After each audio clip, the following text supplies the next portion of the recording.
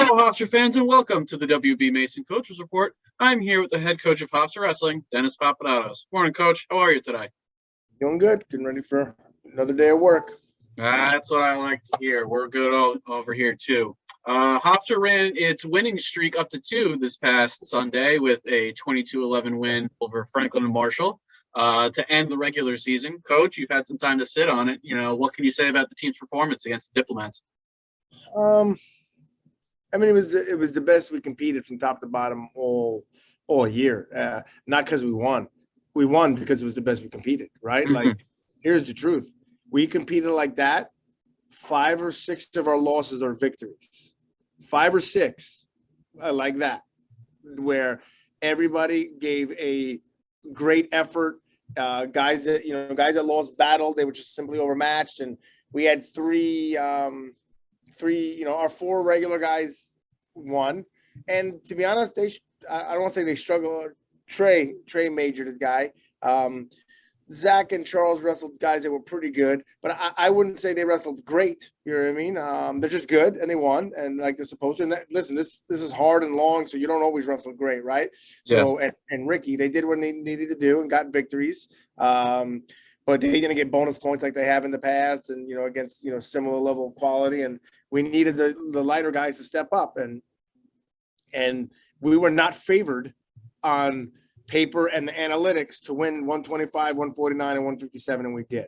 Mm-hmm. And that effort alone probably, I don't want to name them, but there's 5 dual meets I know off the top of my head that effort alone wins us those duels. And now we're having a much closer season towards what we were expecting to have, even with our adversity of injury. So, but thank God it's come out, right? And thank God it's at least happening way later than I'd like it to, but we're not going to shout from the rooftops. It's at the end of the day, F&M was 8-1 coming into that. They were expecting to win. They had a packed house. It was senior day. They released an article on they're undefeated in the IWA and they're going to finish the season undefeated in the IWA. And like, wait a minute. They got to beat us to do that. Hold on here, Franklin and Marshall. Hold on. Yeah, here. Right. And I didn't know they did that. The guys said, they're like, Coach, they released an article that says likely to finish undefeated in the IWA. Like that means, or something along those lines. And I'm like, no. Well, thanks for the bulletin board material, Diplomat. We appreciate that. So the guys stepped up. Those guys finally.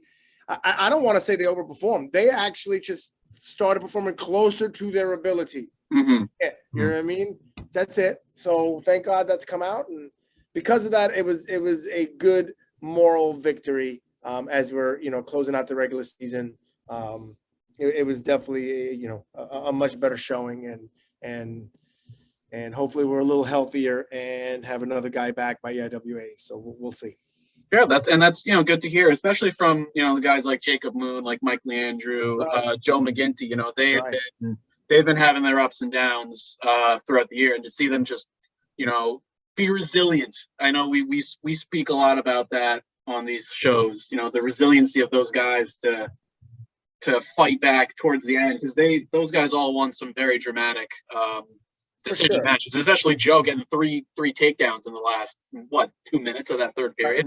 Right, and they wrestled tough, and they had belief and expectation. Like, all right, this match, I think all 3 of them gave it the first takedown, except Mike. Mike might not have given it the first takedown. I don't remember, but Mike was in a tough battle. But they all, I talk about it all the time, and everyone has different points. They all seem before this match and points during the match, they reached their line in the sand, right? Mm-hmm. Where I like talking about the whole Popeye show. Probably when I was a little kid, when Popeye would say, I've taken all I can stand, and I can't stand no more. Yeah, I remember no more. Right, and I felt like a lot of guys got to that. Like, that's it. I'm better than you.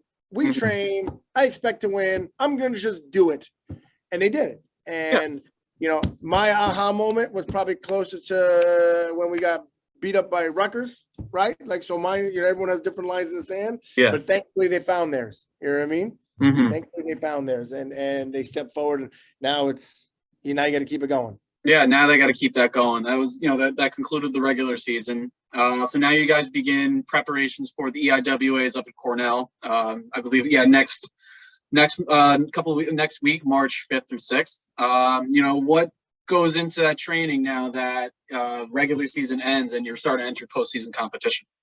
Everything's way more individualized, geared towards what different guys needs.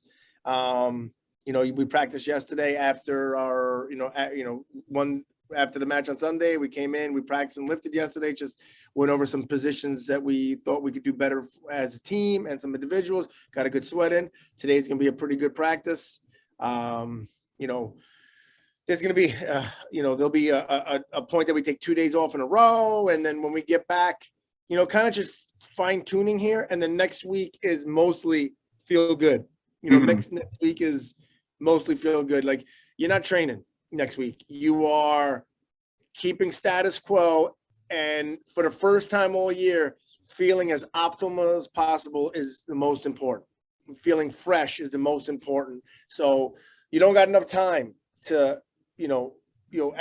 add more, put more hay in the barn, right? You don't have more time. In fact, it's going to start being detrimental because it may wear you out a little bit. So now it's about being fresh and healthy and positive mental outlook and feeling good and weight under control and sharp and totally switches gear now. We're not training anymore. We're preparing. There's a big difference, right? Okay. Training's over. If you got to train now, you messed up for a few months, so training's over, preparation. We're in preparation mode.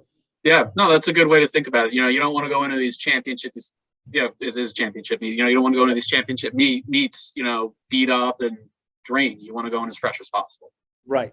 It's a good mind. That's what we're focusing on. Individualize what different guys need. Zach Knight and Ward needs different things than Joe McGinty does. So we're going to try to give them both what they need. And I've made it very clear to them yesterday. So don't complain. Hey, why is Zach on the bike today? Don't worry about it. You know what I mean? I'm just using that as an example. Why is Trey? Don't worry about it. You know what I mean? Like, we believe what you need, we're going to do for you, and what he needs, we need everyone optimal. So right now is time to throw out cookie cutter and do the extra time to be as individualistic as possible. Mm-hmm. Yeah, absolutely. Like you said, Zach needs different training than Joe. Things different need focus than Joe, and right.